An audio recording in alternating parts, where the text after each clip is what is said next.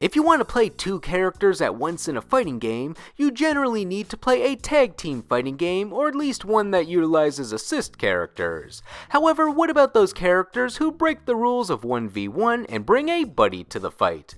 For this video, I want to cover the fighting game characters that give you a bonus character in their movesets. These two characters fight as one.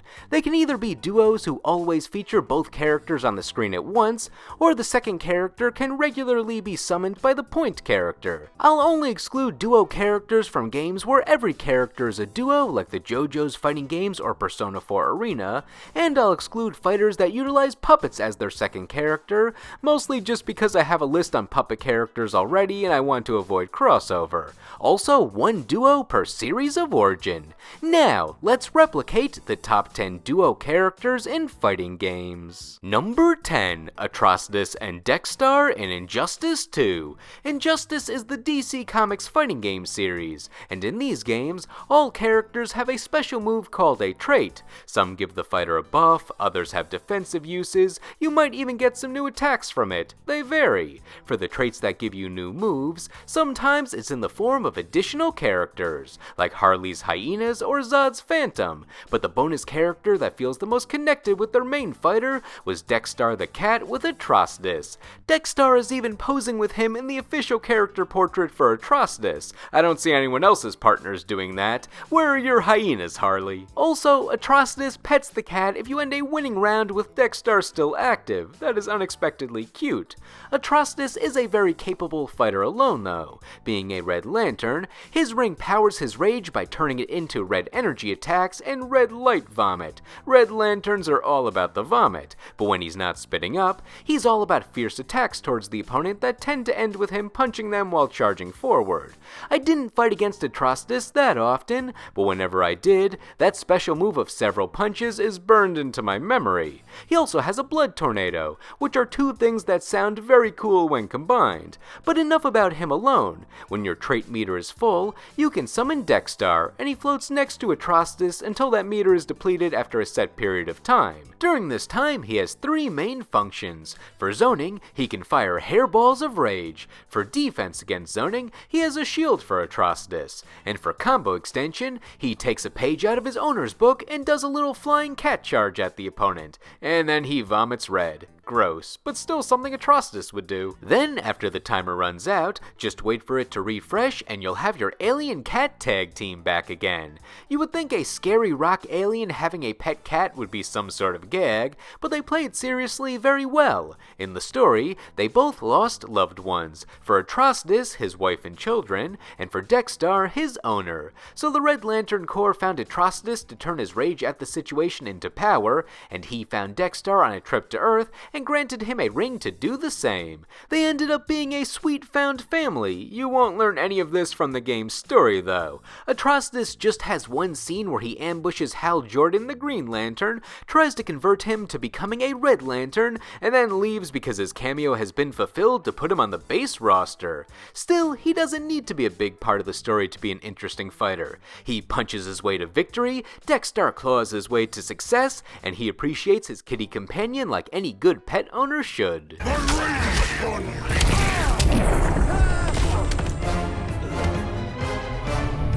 Ortiz wins. Number 9, Squiggly from Skullgirls. There's a type of fighter in Skullgirls that uses a parasite, where the creature attaches to the character's body and ironically forms a symbiotic relationship where they fight as a team, each varying in how they're used. First is Philia, who's the character who has spent the least time with her parasite Samson, so he more calls the shots with Philia going along with him, and he attaches to her hair for hair-themed moves. Next is Eliza, who's thousands of years old, and her parasite Sekhmet replaces her skeleton, giving her blood and skin manipulation powers, but mostly staying under wraps until the skeleton fights on its own with Eliza on the sidelines.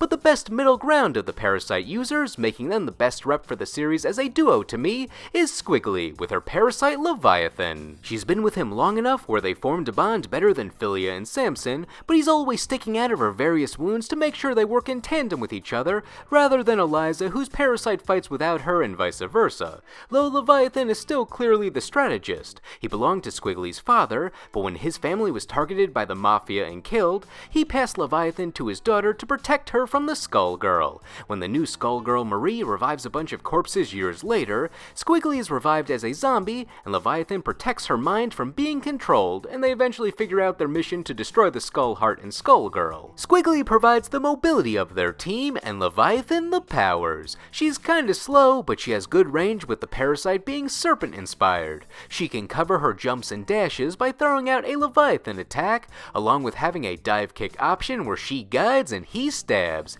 In addition, shoutouts to when Squiggly just punches the opponent, and you can follow it up with a Leviathan hit, and they say double dragon. Her two stances also show their cooperation. The punch-based stance is where Squiggly poses as he builds up his dragon fire. My favorite things out of this stance is when you can see him enhance Squiggly singing as an opera singer, which allows her to drag the opponent or just the screen over to her, and where Leviathan goes rogue out of this stance for a bit, and Squiggly has to wrangle him in as he's biting. For the kick stance, she twirls him like a grappling hook, with my favorite use for this being a move called the Silver Cord, where she does Scorpion's "get over here." I also just like when you hold the stance and move, she jumps rope, ain't she cute? Though the ultimate teamwork for them is in her snapback, which forces the opponent to switch their teammate out. When a girl walks in with an itty bitty waist and a round thing in your face, you get sprung. And of course, there's teamwork in their super moves. Leviathan allows for more singing shenanigans, where Squiggly can sing a physical music note with multiple pathways, and Leviathan can take charge with massive amounts of fire, including their own parody of the Raging Demon. Though my favorite super move is where Squiggly puts you in her casket and buries you, yet you fall from the sky, which is really just her doing it alone, but still, she would not have been able to do it in the first place if Leviathan did not keep her sane. So all hail the most in tune and least antagonistic duo in Skullgirls. Arrogant fool. You should be making people smile.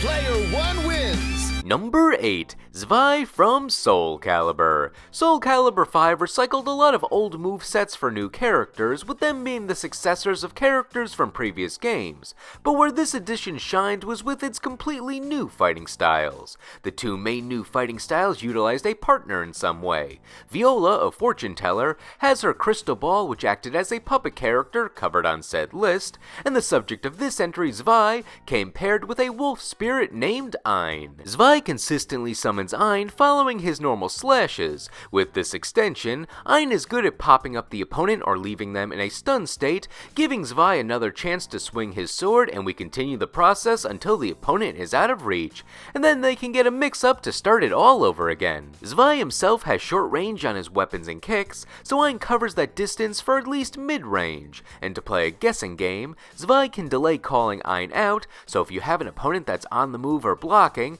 they can think they're in the clear to attack if Zwei's attacks miss, only to get surprised by the wolf in just a second. If you hit your opponent while they're attempting to attack you, it's called a counter hit and leaves them stunned for longer. So with Ein being a great combo extender, he can really rack up damage and take advantage of their strong mix-up game. One of his main downsides is Ein cannot be in two places at once, so if Ein is still out as you continue to attack, he has to vacate the field before the next attack or else he won't come out. The Ein attacks also hit better with meter, so you tend to have better opportunities later in a fight when your bar is full. That move where he raises his sword and Ein does 3 punches lives in my head because of how much my friend used Zwei against me. As for how and why Zwei has a wolf spirit, no clue. The story mode for Soul Calibur 5 was notoriously rushed for reasons beyond the creative team's control, but what we know is he was a mysterious stranger who had something against the guy posing as Nightmare, and then gets stabbed by the actual sub-boss of the story after he defeats Nightmare, and no one really acknowledges him afterwards. They don't even say why him and Ein have acronyms for names, and I have no idea if that's the end for him, with Soul Calibur 5 being a game that fans don't remember as fondly as other entries in the series. The characters from it have pretty much disappeared, and with Zwei being so closely attached to the game, he might take some extra heat. I really enjoyed the gameplay of Soul Calibur 5, so I'm not in that boat, but with Soul Calibur 6 being a timeline reboot and the series struggling to get new entries, Zwei is probably a low priority, which is a shame. If we ever get a new Soul Calibur, give the Wolfman some recognition. Show him who's boss. KO. You today, me tomorrow.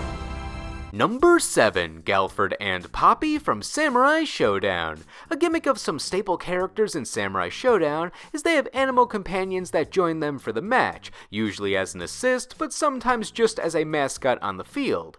The most prominent characters I can think of are Nakoruru and her bird, Cham Cham and her chimp, and Reira and her wolf. But to me, no tag team is better in the franchise than Galford and his husky Poppy. The dog is always by Galford's side, ready to pounce at the command, combining Galford's speed with Poppy's ability to be a living projectile. And Poppy always looks pissed. I don't want to mess with her unless she's sitting on all fours, then she looks pretty calm. Now Galford's solo moves have always felt limited to me. He's got his spinny slash and teleport as his main mobility attacks, the Azuna drop is a fine command grab, and his general speed is good for his normal attacks with his blade. But outside of those, his other special attacks are more for zoning. He's got a plasma kunai and electricity shuriken. Where'd he get the power to infuse his weapons with that? He could have just used normal weapons and I think they're neat. But the limitations in his solo moveset are intentional, since you fill in those strategy gaps with Poppy's attacks. Poppy gives Galford a variety of tools that help him get in.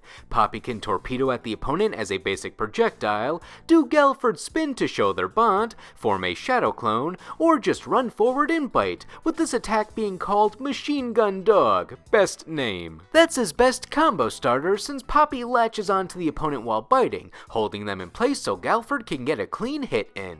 He can also move when Poppy is still active, so if anything, Poppy is great for applying pressure, giving Galford a chance for a sneak attack. For backstory, their bond is simply that Galford adopted her as a puppy, and now they travel the world looking to deliver justice. I can't imagine a Galford appearance without Poppy by his side, though they did have a separate solo Galford option in later games with an altered moveset, and even a solo Poppy appearance when they were really stretching that roster. But still, nothing beats the classic story of a boy and his dog. This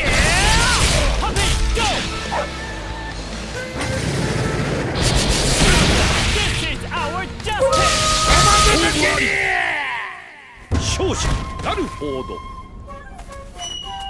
We did it!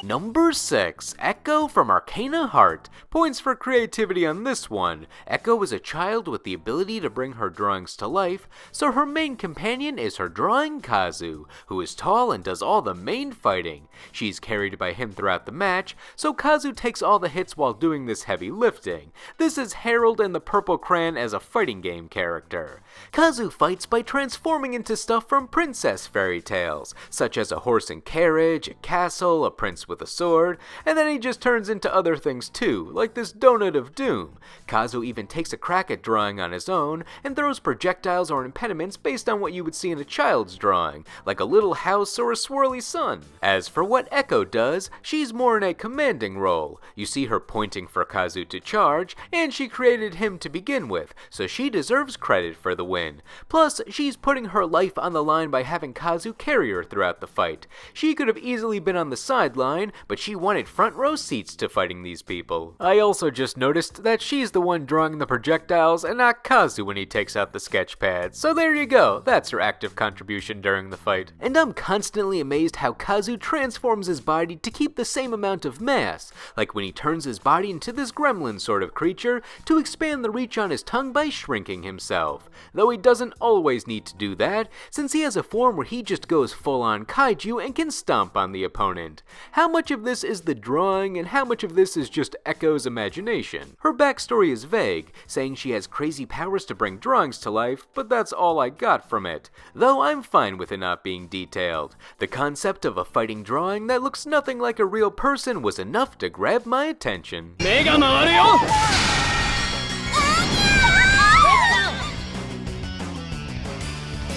Viva time! Number 5. Rainbow Mika and Nadeshiko. Street Fighter has always been pretty traditional with the 1v1. Partners were only allowed in intros and outros or games that specified tag team. But someone who quietly broke that trend was Rainbow Mika in Street Fighter V.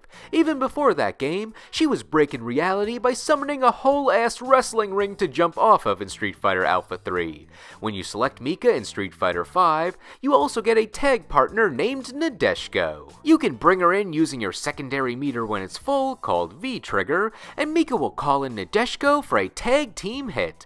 The first V-Trigger option has her fly in from the sky or either side, giving the opponent a good surprise. This is great for applying pressure and even extending combos. The second V-Trigger is the Steel Chair, which you can tell is going to be hype with that name. Nadeshiko comes in with the chair. She'll either slam it or throw it, maybe both. It has a similar function to the other V-Trigger where it's good for pressure and combos, but it's just at a different angle for your preferred playstyle. Mika herself fights with acrobatic movements that keep her active, command grabs that throw the opponent to set them up for combos, and the famous Flying Peach, where she hits you with her butt. Nadeshiko is also on standby for Mika's Rainbow Typhoon, where Mika normally swings the opponent around by their legs and throws them, but if you enhance it, Nadeshiko will then jump out to catch and slam them. It's not a random appearance either. You see Mika point to guide Nadeshiko where the opponent will land to set up the attack. And of course, you see them together in Mika's super move, where if you like butts, you got a lot of that here. And I certainly... Anyway,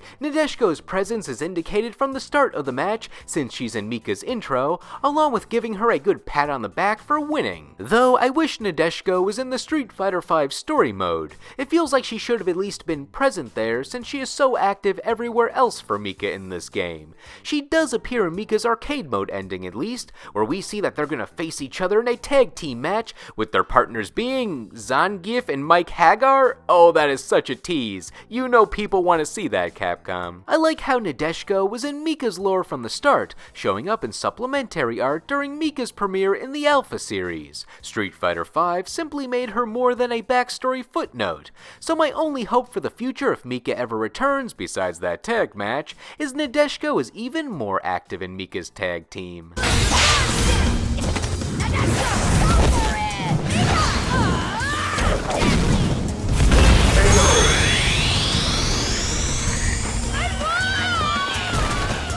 Number 4. Ferrator from Mortal Kombat. Mortal Kombat is so good at making henchmen characters. The designs can get very feral and creepy, but you can usually tell that they're mostly just there to be punched in the face before a boss arrives. Ferrator embodies that perfectly, since Tor is a giant brute who runs over things and goes all Hulk smash with no apparent thought, but he has the added personality that a murderous girl named Farah who wears claws commands him on his back and does all the talking with some added attacks in there. It's a very cool concept how she works as a living weapon, even if it's not completely unique since they're a very overt homage to Master Blaster from the Mad Max series. All the significance is in their designs since they barely have a backstory. They're parts of symbiotic species where the little one rides the big one and gives the big one proper fighting advice and direction, but if the big one dies, then the little one turns into the big one and finds a new little one that never had a partner. For their moveset, with them being in Mortal Kombat X, the game with 3 fighting variations per character, it shows off their 3 major strategies as a team. I tend to consider the Vicious variation to be the most baseline moveset for them, where Tor utilizes Farah the most. He generally uses Farah to extend his reach and as a projectile, while he's more into running at and punching the opponent. But with this variation, Farah as a projectile has longer range and does a few stabs on contact for extra damage, along with a more animated command grab that does more enhanced damage compared to the enhanced version in other variations. The Ruthless variation has the standard damage and range, but Farah shows her special way of motivating Tor here. She literally stabs him in the back and it increases his damage at the cost of health.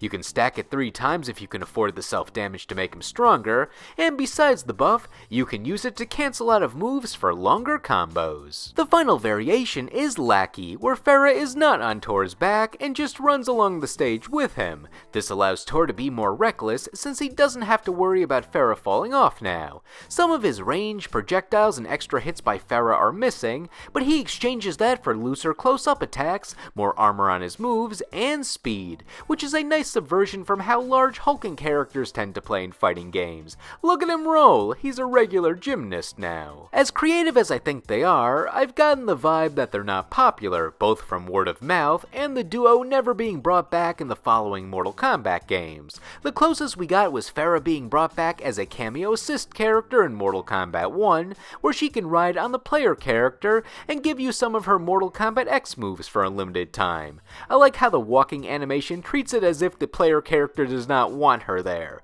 further proving that Tor is truly the best fighter to pair with Farah. This cameo was a nice way to hold me over, but I won't consider it a full comeback until we get Farah and Tor reunited as they were in Mortal Kombat X.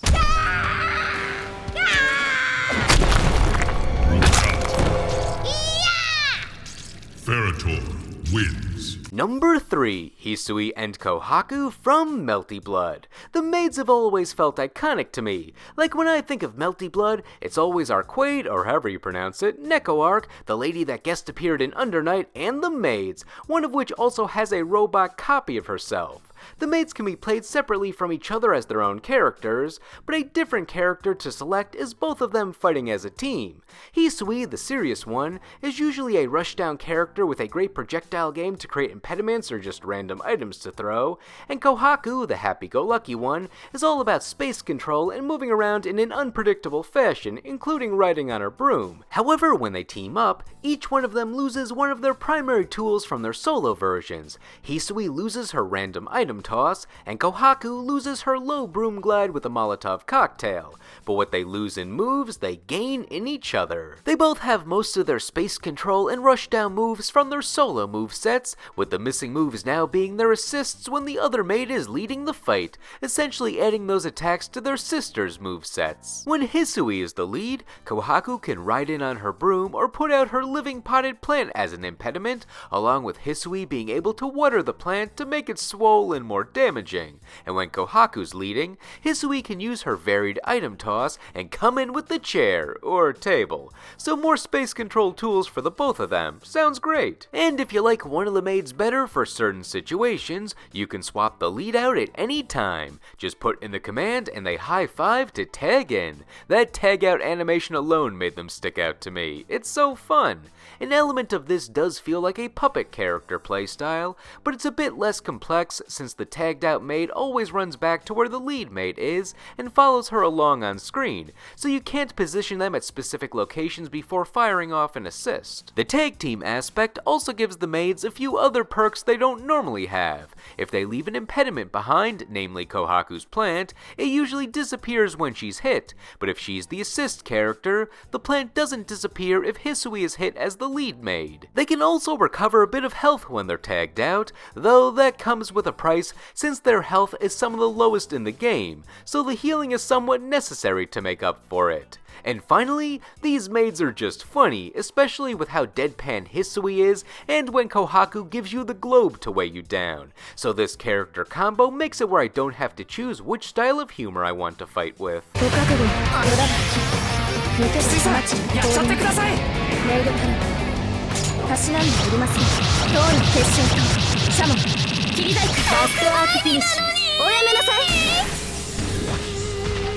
屈辱が惨敗です。You win. Number 2, the Ice Climbers in Super Smash Bros. The Ice Climbers are some of the first characters I think of when fighting game duos come to mind, and that's likely because they were the first 2-in-1 character I ever encountered in the genre, and ever since, I don't know of any duos that function exactly like them. The lead climber named Popo performs any move you input, and the secondary climber Nana will perform the same move right after, so you're usually seeing 2 hits or projectiles in a row. They don't come out at the same time, there's a very slight delay. The same thing goes for their air attacks, side specials, you name it. Their up special attack is the main notable move that doesn't follow this pattern, where the secondary climber throws up a safety rope and the lead climber grabs it to be hoisted upwards. Since there's that delay with their movement, this leads to how they can get separated. If an opponent or part of the stage gets in the way of the duo, Nana will usually have to catch up. She's controlled by an automated CPU player when this happens, so there's no way of predicting what maneuver she'll do to get back to Popo.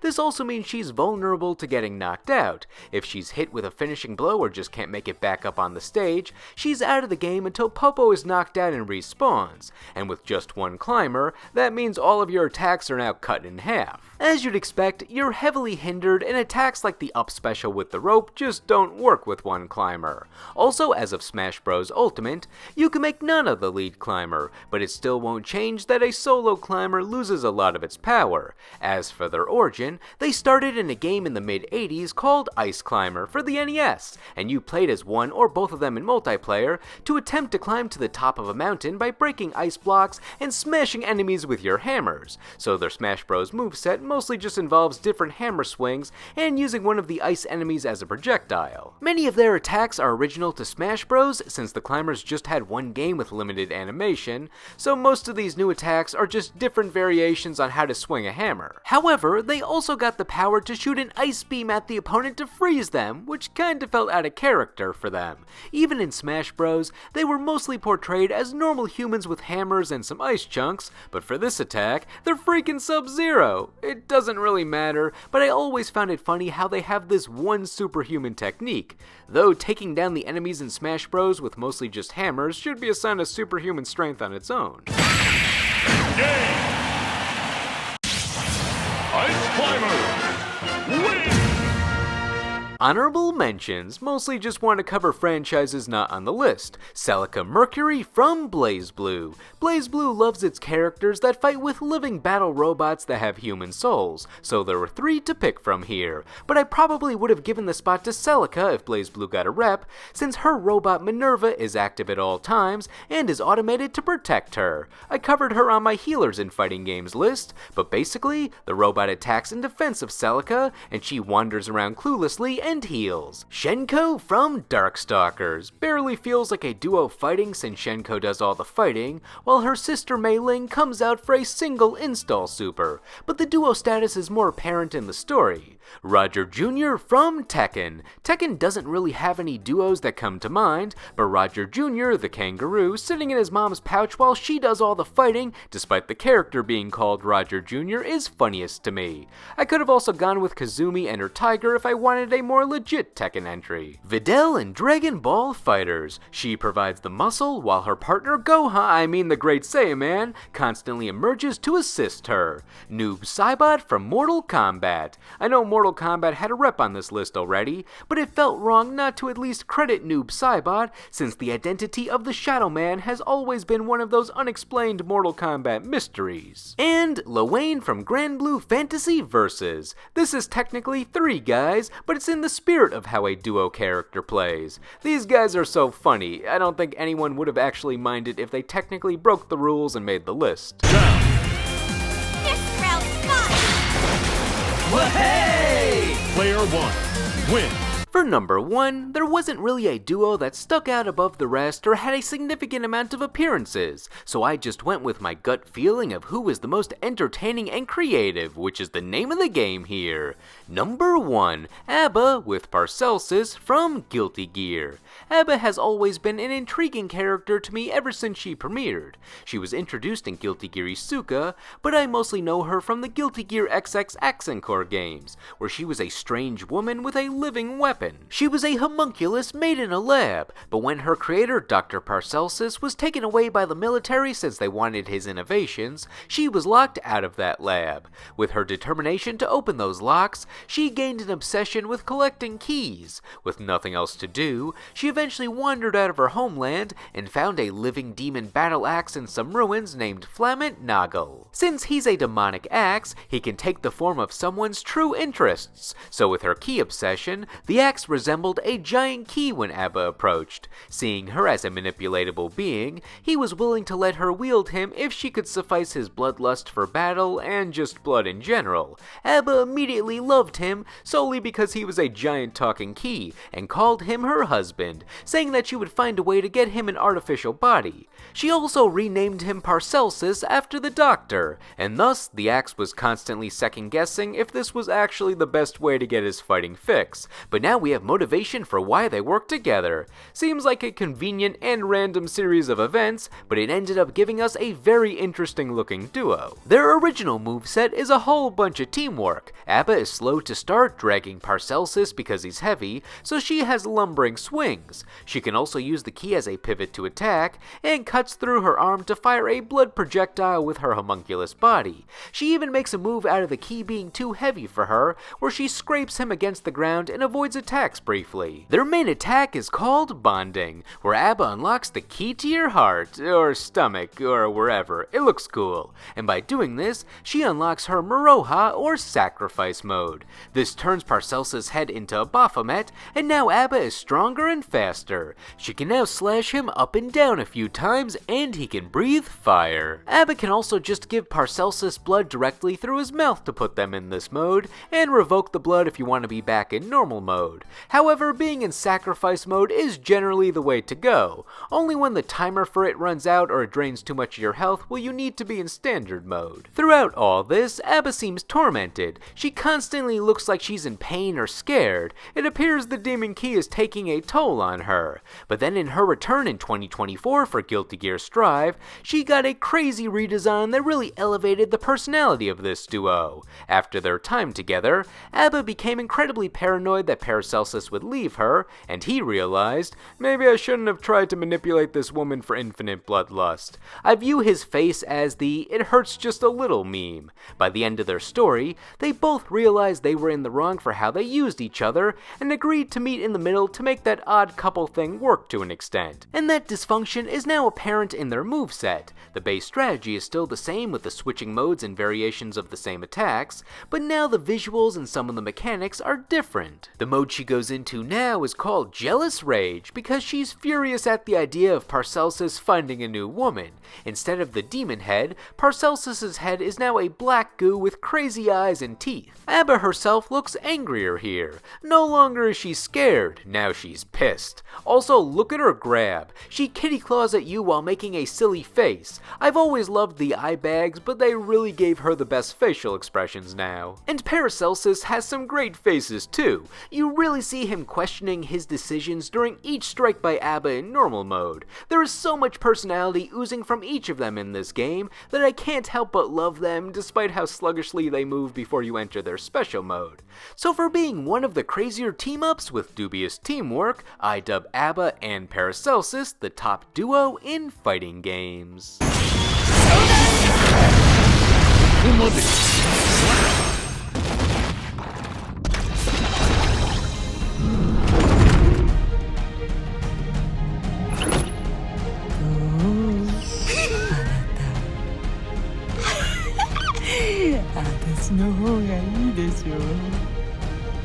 A.B.A wins. Now, what did you think? Were all these a great 2-in-1 deal, or do these characters need to be separated or deleted? And what are some of your favorite duo fighting game characters, whether I discussed them or not? Let me know in the comments. Anyway, thank you all for watching, and I will see you in the next video.